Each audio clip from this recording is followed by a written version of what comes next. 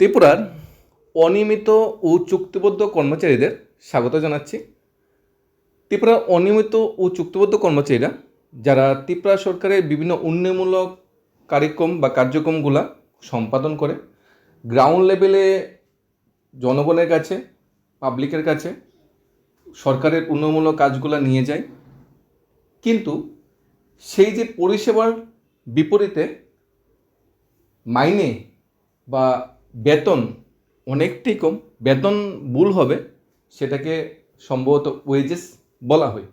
এই যে অনিয়মিত ও চুক্তিবদ্ধ কর্মচারীরা যুগ যুগ ধরে ত্রিপুরায় বঞ্চিত হয়ে আসছে, তার পরিপ্রেক্ষিতে তার বঞ্চনার দূরীকরণে 2018 সালে বর্তমান সরকার প্রতিষ্ঠিত হওয়ার আগে ভিশন ডকুমেন্টে উল্লেখ করেছিল ত্রিপুরা অনিয়মিত কর্মচারীদের ধাপে ধাপে নিয়মিতকরণ করা হবে, যাতে অনিয়মিত কর্মচারীরা সবাই বর্তমান সরকারকে ভোট দেয় বা বর্তমান যে দল আছে এই দলটা জয়ী করে আমরা সরকারে প্রতিষ্ঠিত হওয়ার পর অনিয়মিত কর্মচারীদের নিয়মিতকরণ করব।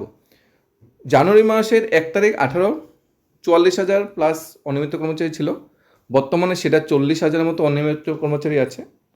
গত 8 বছরে অনিয়মিত কর্মচারীদের নিয়মিতকরণে তেমন বড় কোনো সিদ্ধান্ত নেয়নি সরকার। যেটা আগে ছিল 10 বছর পূর্ণ হলো নিয়মিতকরণ, সেই নীতিটা 2018 সালে 31 জুলাই থেকে বন্ধ করে দেওয়া হয়। চাকরির স্থায়িত্ব না থাকায় কর্মচারীরা পদোন্নতি পাচ্ছে না, ব্যাংক ঋণ পাচ্ছে না, সামাজিক সুবিধা পাচ্ছে না, গড়ভাড়ার টাকা পাচ্ছে না, মেডিকেল অ্যালাউন্স পাচ্ছে না, সিএ পাচ্ছে না, ডিএ পাচ্ছে না, ফুল বেসিক পাচ্ছে না। একজন গ্রুপ সি লেভেলে অনিয়মিত কর্মচারীর বেতন একজন গ্রুপ ডি কর্মচারীর থেকেও কম। তাছাড়া অনিয়মিত কর্মচারীদের মাঝে বা চুক্তিবদ্ধ কর্মচারীর মাঝে আরও এক শ্রেণীর কর্মচারী যারা আছে, যারা 5,000, 7,000, 8,000, 12,000 বেতনে কাজ করতে হচ্ছে। ম্যাক্সিমাম এই বেতনের কর্মচারীর সংখ্যাই ত্রিপুরাতে 40,000 প্লাস। অনিয়মিত কর্মচারীদের সুবিধার্থে রাজ্য সরকার 31 জুলাই 2018-তে যে মেমোরেন্ডামটা জারি করেছিল, সেখানে উল্লেখ করা ছিল অনিয়মিত কর্মচারীদের নিয়মিতকরণে সরকার নতুনভাবে চিন্তাভাবনা করবে, তাই আগের মেমোরেন্ডামটা ক্যান্সেল করা হয়েছিল। প্রতিশ্রুতির জাপি খুলে বসেছিল, স্বপ্নের দলিল বা ভিশন ডকুমেন্টে ছিল।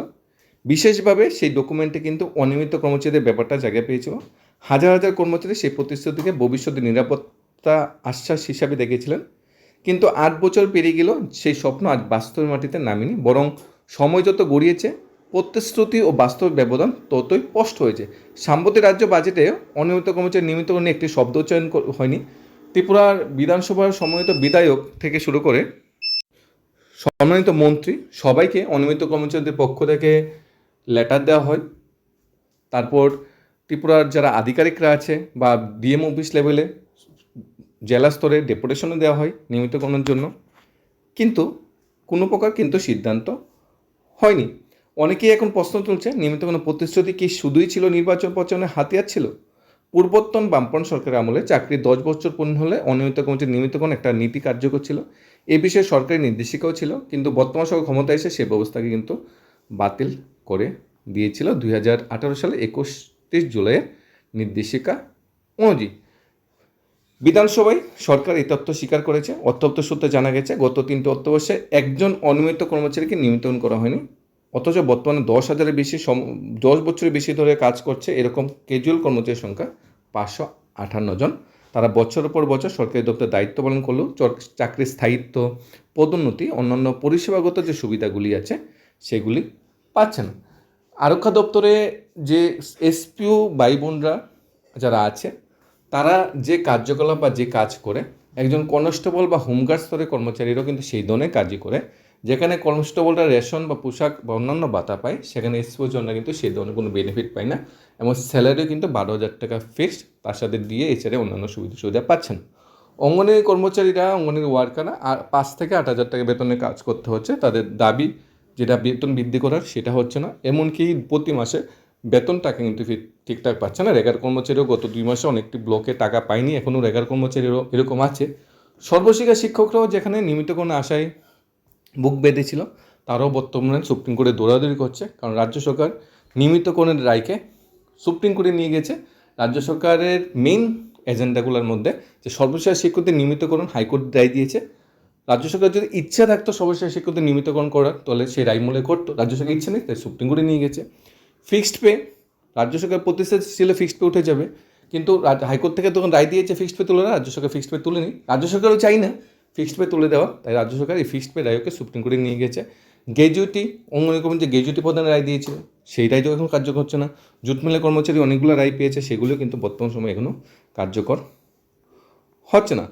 অর্থাৎ যে স্বপ্নটা অনিয়মিত কর্মচারীরা দেখেছিল 2018 সালের পূর্বে, সেটা কিন্তু এখনও কিন্তু বাস্তবে রূপ পায়নি। বর্তমান আমাদের রাজ্যের যে মুখ্যমন্ত্রী, ইনিও বিগত সময়ে সরকারি কর্মচারী অর্থাৎ ডাক্তার ছিল। উনি অনিয়মিত কর্মচারীর ব্যাপারটা, বিশেষ করে স্বাস্থ্য দপ্তরের যে কর্মচারী আছে, ডিআরডব্লিউ যে কর্মচারী আছে, সেই ব্যাপারটা উনি কিন্তু ভালোভাবে জানে। স্বাস্থ্য দপ্তরে এনএচএম অধীনে কর্মচারী আছে, কন্ট্রাকচুয়াল কর্মচারী আছে, বর্তমানে সুফেদানরা অনেক কন্ট্রাকচুয়াল কর্মচারী নিয়োগ হয়। উনি কিন্তু সেই ব্যাপারগুলো নক্ষত্রপূর্ণ জানে, কিন্তু উনি এখনও পর্যন্ত কিন্তু এই বিষয়ে কোনো সঠিক সিদ্ধান্ত নেয়নি। ভবিষ্যতে নেওয়া হবে কিনা, ভবিষ্যতে অনিয়মিত কর্মচারীদের যে স্বপ্ন দেখানো হয়েছিল সেটা বাস্তবে পরিপূর্ণতা পাবে কিনা, সেটা বিরাট বড় কোশ্চেন। মুখ্যমন্ত্রীর কথা অনুযায়ী আর্থিক প্রতিকূলতা, অর্থের বর্তমান অভাব, ত্রিপুরা স্বয়ংসম্পূর্ণ এখনও হয়নি, কেন্দ্রের অর্থের উপর অনেকটা নির্ভরশীল। রাজ্য সরকার চাইলেও অনেক কিছু দিয়ে দিতে পারে না। রাজ্য সরকার কর্মচারী দৌড়ে হলেও কর্মচারীর বঞ্চনাগুলি চাইলেই দূর করতে পারে না, কারণ রাজ্যের যে ইকোনমিক্স কন্ডিশনটা এতটা স্ট্রং নয়। তাই রাজ্য সরকার চেষ্টা করছে বঞ্চনাগুলি দূরীকরণ করার জন্য, কিন্তু কবে এই চেষ্টার সফলতা পাবে সেটা কিন্তু এখনও রাজ্য সরকারের থেকে স্পষ্টভাবে উল্লেখ করা হয়নি। না মাননীয় মুখ্যমন্ত্রী উল্লেখ করেছে, না মাননীয় অর্থমন্ত্রী উল্লেখ করেছে। তৎকালীন প্রতিশ্রুতি দেওয়ার সময় হয়তো যেহেতু সরকারি ছিল না, প্রতিশ্রুতি দেওয়াটা হয়ে গিয়েছে, কিন্তু যখন সরকারের আসার পর সরকার বুঝতে পারে বা বর্তমান দল বুঝতে পারে যে অনিয়মিত কর্মচারী নিয়মিতকরণ ব্যাপারটা হিউজ একটা বার্ডেন। 40,000 অনিয়মিত কর্মচারী বা চুক্তিবদ্ধ কর্মচারী তাদের নিয়মিতকরণ করাটা অনেকটা কঠিন এবং সেটা বাস্তবের সাথে একদম সম্ভব না করা।